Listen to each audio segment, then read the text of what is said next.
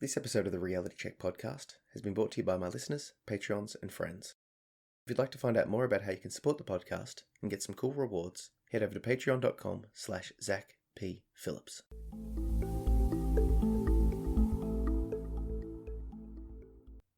Wasted Day. This is a poem written in two parts when I was in different emotional states. So I'll read the poem and then I'll dissect it and break down the changing of emotional states for you. Wasted day. A wasted day. Mental health gone away. I don't want to stay. I wish there was another way. In constant dismay. Life's all work, no play. For never enough pay. The second part. I want to play with you. Find a place to lay with you. Spend the night and stay with you. Waste another day with you. I've seen you slay and have it your way. Made the boys pay. Taking them as you may. So this poem, I'm not sharing it with you for the words or the rhymes or anything like that. I typically take a notepad and pen with me wherever I go, and I just sort of play with words. And the first part, the depressed and suicidal part of that poem, I was having a really bad day. And what had happened was that I'd wasted the day. And by wasted the day, that basically means that I'd spent the day quite literally just laying on the ground doing nothing. I couldn't think. I was in quite a lot of emotional distress. And I'll get into the reasons of that, but I just wanted to give you the summary of the poem first. The second part of the poem was when I was feeling, for lack of a better expression, hypersexual. One of the issues with my mental condition is that my moods oscillate, and I can range from like I said, feeling quite depressed to feeling hypersexual, and it's confronting. This is a common factor for people with BPD or complex post-traumatic stress disorder. We go up and down, and there can be extremes of moods. Now, the reason I was down was basically I'd experimented with my medication, and I was suggested that I should try stopping one and then starting something else. And I didn't quite realize the impact it would have on my mental state. And when I realized that, I started taking the original one again, and I felt back to normal. But for that week, basically I felt like I was slipping into craziness. It was like the ruminations, the voices in my head were very loud. It felt like I was lashing out and looking for ways to be a victim. It felt like I couldn't sort of control my emotionality. So as soon as I realized that was happening, I quickly went back on the medication and was like, okay, I really got to take charge of this and do a better job of it. So that's what I did with the medication. But in that time, my mood's like going up and down. Like it felt very crazy, and I was feeling quite crazy. Lashing out, feeling angry, just a very strong variance of mood, and it was very reminiscent of what I was like prior to going back on the meds. So, with that in mind, I thought I should share that with you. But in terms of the second part, the hypersexual part, once again, that's just another variation of mood. When I'm in that mood, it's like that manic state. It feels like I can take on the world. It feels like I can do whatever I like. I'll be very flirtatious. I'll be very exciting. I'll be very engaging. And that has led in the past, that mood, to some poor choices, as you would imagine, both with sexual partners and with just general life choices. It's caused me to believe and take on and do more than I thought that I could, in the sense that when I'm up, I feel like I can take on the world and I'll do a lot of stuff. And when I'm down, I will not be able to do it. Excuse me. And oftentimes I'll find that when I'm up, I'll take on a lot of stuff, and that will cause me to come down because I just get overwhelmed, and inevitably my mood will fall, or the whole bunch of stuff that I've taken on will cause me to fall. So the question is well, why did I change the medication? I changed the medication upon the advice of my psychologist, and to be fair, I'm not on medication per se. It's not a prescribable medication. I take St. John's wort and valerian, and my psychologist suggested that I try something different because I'd been on the St. John's wort for a while, and I'm still having various issues. But I think a couple of things happened here. Number one, it's not a medication, so it's not a prescribable thing. But I'm also aware that a psychologist shouldn't be talking about medication, so I'm not too sure how I feel about that sort of stuff. But on the other side of things, I also potentially didn't explain, and even more so potentially was unaware of just how pivotal a role the St. John's wort was having on my mental state. And she suggested that I try instead ashwagandha, which is basically a ginseng. And the reason she said that was because when I'm sleeping at night and someone touches me, as in when I'm trying to get to sleep, this sort of harks back to the hyper-sexuality thing, but if I'm staying at someone's house and I get touched when I'm trying to fall asleep or when I am asleep, or for example, when my cat just jumps onto the bed, it freaks me out. I jolt. And this is a level of sort of like being overly vigilant. And the idea was that the ashwagandha would help lower the reactivity. And since having this sort of bit of a breakdown with tweaking it and changing it, I looked into the actual impacts of all of these meds and found a bunch of studies suggesting that St. John's wort can help with, mild mood tweaks and changes, but also with issues with symptoms of psychosis and all of these sort of things. And the stuff that it was saying that it was helping with, it's definitely helping me with that. I feel like I've got a good general grasp of my mental state. I'm quite introspective and I can see the stuff coming, but it's like when I'm taking St. John's wort, it's like the volume of that craziness, for lack of a better expression, is quite low. But when I don't take it, it's like screaming at me. And through meditation and through those sort of practices, I'm able to sort of look and detach. But the problem is that it gets to a stage where it's so loud and so aggressive and so insidious that I struggle to meditate. And the type of thoughts and the way they come across, insidious is the best way because it's very, think of this, do this, do that, and it's like painting everyone and everything in a negative light. It's aggrandizing myself, thinking that I'm the only one that's correct and everyone else is wrong, and it's toxic.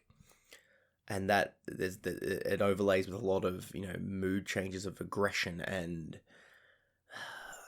self-blaming and a whole variety of things. And those sort of feelings are sort of always there for me, like overlaid with anxiety and depression and other issues. It's always sort of there, but when I'm in a bad way, it's very loud and very visible. It's quite hard to detach. The St. John's wort allows me to step back and look at it and see it from a different perspective. Now, the thing is with St. John's wort, it's quite reactive to a lot of medicines. So there's a lot of if you take St. John's wort, you've got to tell your doctor before they prescribe you something, because there's a lot of interactions.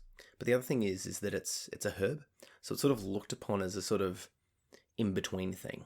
And there are a lot of studies that show that it has an impact beyond placebo, i.e. it works. But unfortunately, there's that sort of stigma to it being that it is a herb. I don't know, I'm very open to whatever works. I'm going to do a podcast in a couple of weeks talking about my strategic use of caffeination, with caffeine being a drug, right? Same thing with anything. Like, it doesn't really matter if it impacts your brain, you can use it in a way that works. So what I'm trying to do is find the best approach that works for me. I was talking to my wife and we were talking about how she basically highlighted the fact that it's on me to take charge of my mental health, and like obviously I know that, but more specifically with my medications, I have to be the one in charge and making sure that if someone tells me to change something, even a psychologist, even a psychiatrist, I know me better. I know me best, and having gone off it and seen the impact it had, I need to be very vigilant in my standing up for myself and being like, hey, I don't know about this. I really am not quite sure. Like, hey, like, let's talk this through. Because one of the things that I'm thinking is that maybe I didn't do my best job of explaining why I take it and the impact it's having. Maybe I didn't know. And the other thing is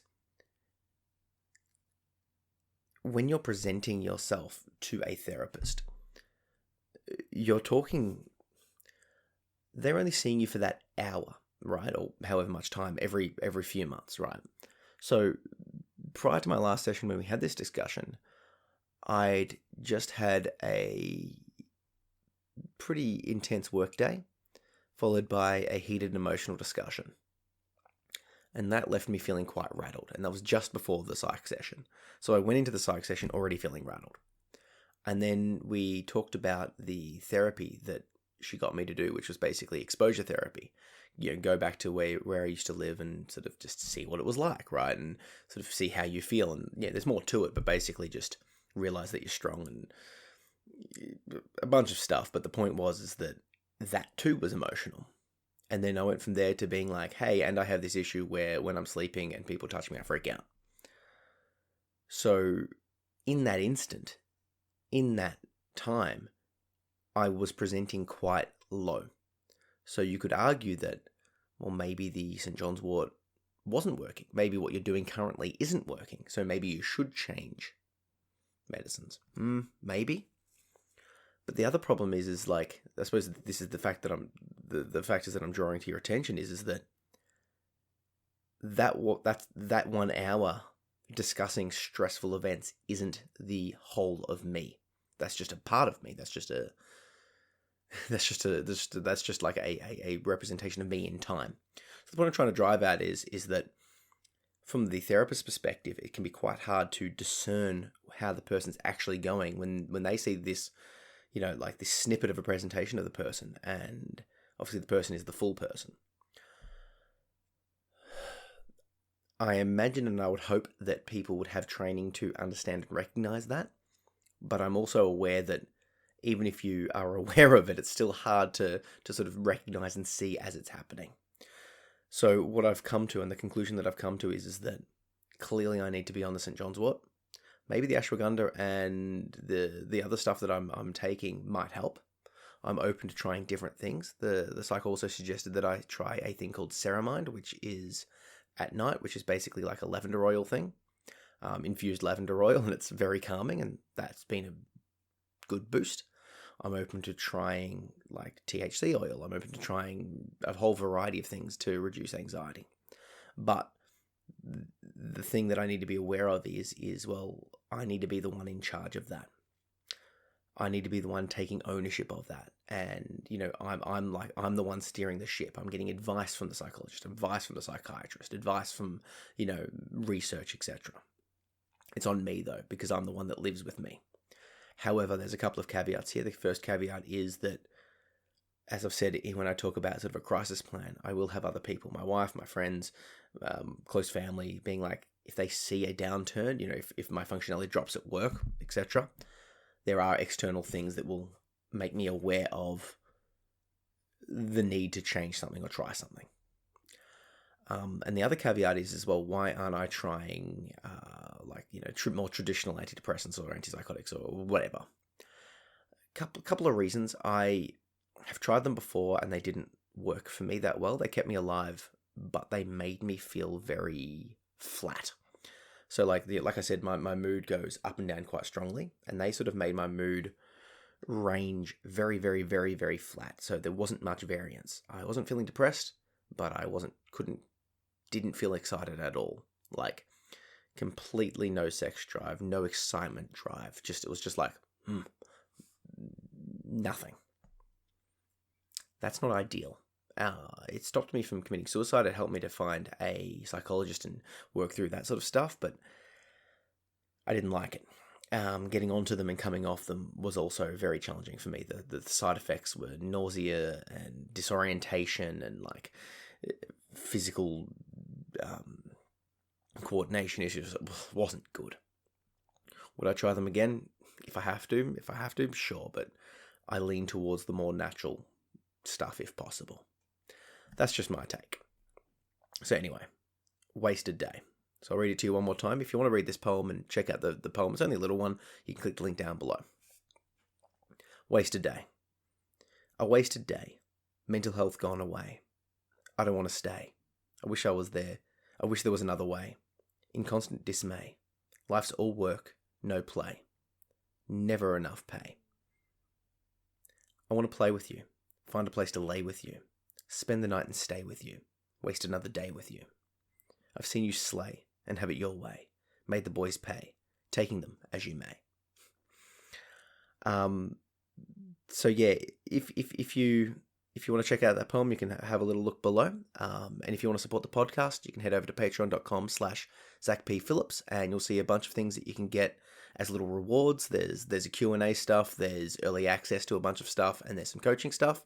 So head over, check it out, and you don't have to sign up for any of those things. If you think this podcast is worth $1 a month, it would be great. I would be grateful for it, basically because the little, it might be not noticeable on your end, but if collectively the listeners get together and support, it would make a massive difference on my end. It would allow me to do more podcasts, write more blogs, create more poetry, do more video courses, the whole bit. And the reason I like Patreon is that it's like it allows me to see the income coming in the sense that writing the podcast, doing the books, all of the stuff that I do takes time. And that time, I'm grateful to do it. This is all a passion project, but I would love to be able to commit more time to it. So if you think this is worth supporting, patreon.com/ZachPPhillips. And if you can't afford it, just chuck us a review wherever you're listening to this. Click the review, write the review, and let me know what you think. Cheers.